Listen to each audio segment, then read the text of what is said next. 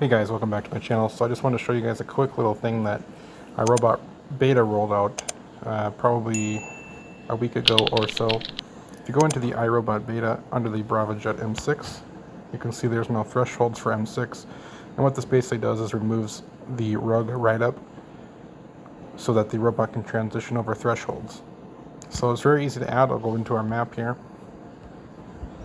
Click your main map. For this case, it's main floor.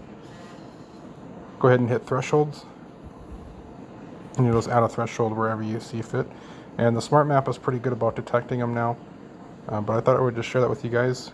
I know there's a lot of other people that have issues with thresholds with their mop. If you have any questions, leave them down in the comment below, and thanks so much for watching. As you can see now, the Bravaa Jet is able to go over that threshold with no issues.